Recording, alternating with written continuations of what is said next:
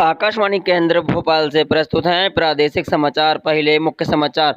प्रधानमंत्री नरेंद्र मोदी ने लगातार बदल रहे कोरोना संक्रमण से निपटने के लिए निरंतर नवोन्मेष और नए तरीकों पर जोर दिया। सरकार ने कहा, देश में 3 मई के बाद से कोविड संक्रमित के स्वस्थ होने वालों की संख्या लगातार बढ़ रही है।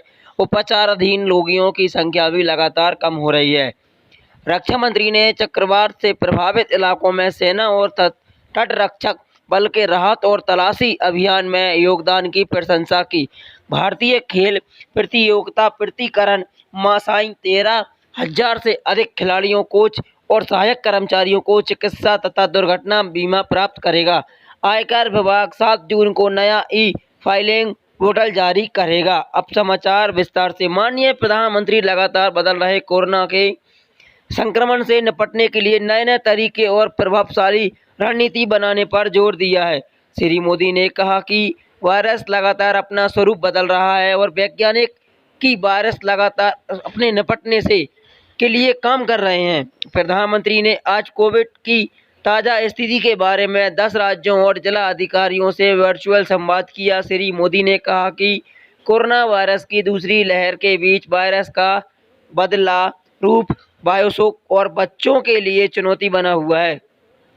उन्होंने राज्यों से, प्रशासन और जिला अधिकारियों से इस संक्रमण रोग की गंभीरता से संबंधित आंकड़े जुटाने को कहा। श्री मोदी ने कहा कि इससे आगे आने वाली चुनौतियों का सामना करने के लिए बेहतर नीतियां बनाने में मदद मिलेगी। कोविड टीकों की बर्बादी को रोकने की जरूरत पर जोर देते हुए प्रधानमंत्री ने कहा कि एक टीके की बर्बादी का मतलब एक जीवन को सुरक्षा कवच उपलब्ध कराने में असमर्थ होना है।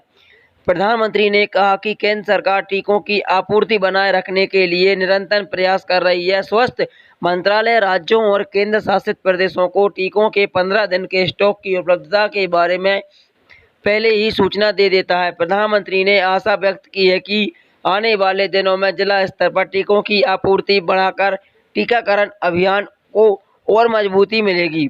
प्रधानमंत्री नरेंद्र मोदी ने कहा है कि कोरोना से संक्रमित मामलों में कमी आने के बावजूद कोविड महामारी से उत्पन्न चुनौतियां अभी भी बनी हुई हैं। कोविड महामारी से बचने के नियमों का पालन करना ही इस बीमारी से बचने का एक सशक्त माध्यम है। कोविड महामारी से लड़ने में जिला अधिकारियों की अहम भूमिका की सराहना करते हुए प्रधानमंत्री ने कहा कि अपने क्षेत्र में किए गए कार्यों और अनुभवों को साझा करने से इस महामारी से निपटने के लिए प्रभावी नीतियां बनाने में मदद मिलेगी।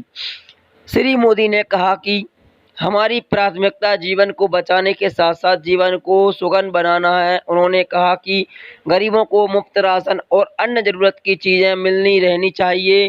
श्री मोदी ने कहा कि कालाबाजारी पर रोक लगाने की जरूरत है। सरकार ने कहा, देश में 3 मई से कोविड संक्रमण स्वस्थ होने वाले 19 के मरीजों के स्वस्थ होने वालों की लोगों की संख्या लगातार बढ़ रही है। इस अवधि में कोविड-19 से पीड़ित लोगों की संख्या में लगातार घट रही है।